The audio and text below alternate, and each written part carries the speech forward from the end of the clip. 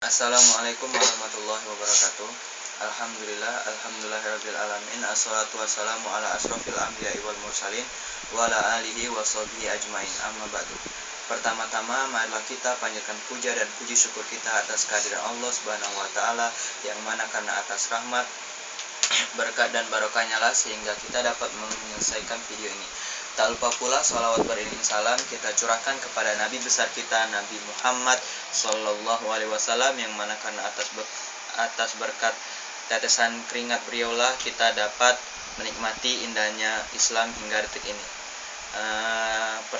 Tak lupa pula ucapan terima kasih yang sebesar-besarnya kepada guru, terutama Pak Eka yang telah mengajarkan ilmu-ilmu fisika kepada saya.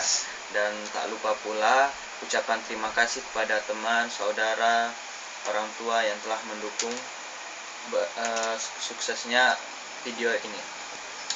Pada kesempatan malam hari ini, saya Hisham Marzuk Abdul Goni dari kelas 11 Bilingual A ingin menerangkan materi fisika yang bertema medan magnet. Suatu magnet batang atau permanen yang diletakkan di dekat magnet atau benda magnetik akan mempengaruhi benda tersebut.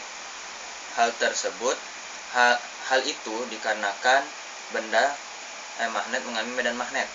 Medan magnet itu sendiri adalah suatu ruang di sekitar magnet yang benda magnetik di sekitarnya, sehingga benda tersebut menghasilkan medan magnet.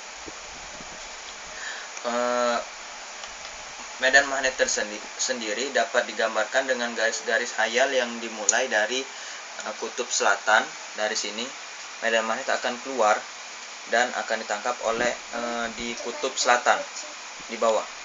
Nah, di sini.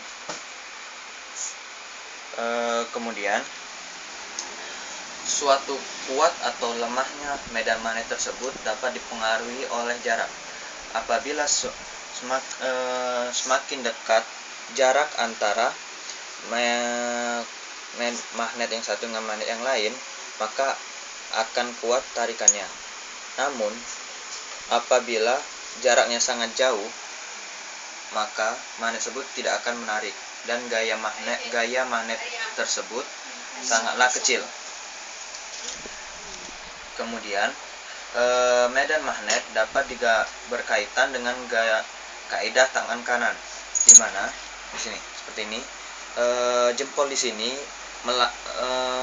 menggambarkan arus listrik yang dihasilkan oleh benda elektromagnetik ke atas yang dilambangkan dengan I. Kemudian jari-jari yang lain dilambangkan menggambarkan arus medan magnet yang dilambangkan dengan B. Kemudian namun apabila suatu kutub magnet itu sama seperti ini, selatan dengan selatan, maka akan berlawanan atau saling tolak menolak seperti ini. Sebaliknya, apabila kutub ini beda, utara dengan selatan, maka akan saling tarik menarik seperti itu. Kemudian sifat kemagnetan dibagi menjadi 3. Yang pertama diamagnetik, yang kedua paramagnetik, dan yang ketiga ferromagnetik. Diamagnetik adalah suatu benda yang ditolak oleh magnet. Contohnya seperti emas, perak, perunggu, dan garam dapur. Seperti ini. Ini contohnya, ini salah satu contoh yang saya bawa, yaitu garam dapur. Ini bahan diamagnetik yang ditolak oleh magnet. Kemudian bahan yang kedua yaitu paramagnetik. Paramagnetik ialah suatu benda yang ditarik oleh magnet namun sangat sedikit. Dibutuhkan pengaruh dari luar agar benda tersebut dapat ditarik oleh magnet. Contohnya seperti aluminium, kayu, dan lain-lain. Nah, kemudian yang ketiga ialah ferromagnetik. Benda ferromagnetik ini adalah benda yang ditarik dengan kuat oleh magnet. Contohnya seperti besi, salah satunya adalah besi, dan masih banyak benda-benda yang komponen dasarnya adalah besi dapat ditarik oleh magnet. Contohnya seperti benda ini. Sebentar. ini adalah besi. Benda tersebut akan ditarik oleh magnet. Nah, kemudian saya akan menerangkan hukum Faraday. Hukum Faraday tersebut berbunyi, apabila suatu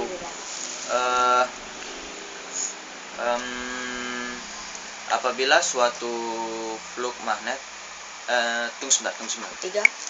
Jika suatu fluk magnet yang dilingkupi oleh kumparan menghasilkan energi yang berbeda, maka pada ujung-ujung kumparan tersebut akan menghasilkan gaya gerak listrik induksi pada ujung-ujung kumparan. Namun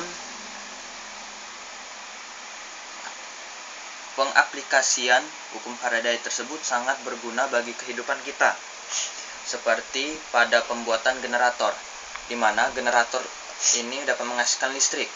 Listrik sangat diperlukan bagi kehidupan kita sehari-hari. Bahkan saat ini listrik diperlukan untuk memenuhi seluruh aktivitas kita, seperti menyalakan lampu, menonton televisi, mendengar radio, dan lain-lain, dan alat-alat elektronik lain yang memerlukan energi listrik. Hal tersebut sangatlah memprihatinkan, di mana sangat banyak semakin bertambahnya jumlah manusia di muka bumi ini, maka semakin berkurang jumlah energi listrik. Maka dari itu diperlukan untuk mencari energi listrik alternatif.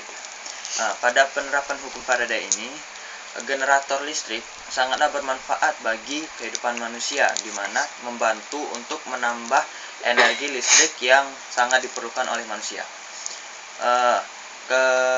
Generator listrik tersebut terdiri dari rotor dan stator. Rotor itu ialah benda yang berputar mengelilingi poros seperti magnet. Benda tersebut biasanya magnet yang dilingkupi oleh kumparan. Kumparan tersebut dinamakan stator. Dan apabila magnet tersebut diputarkan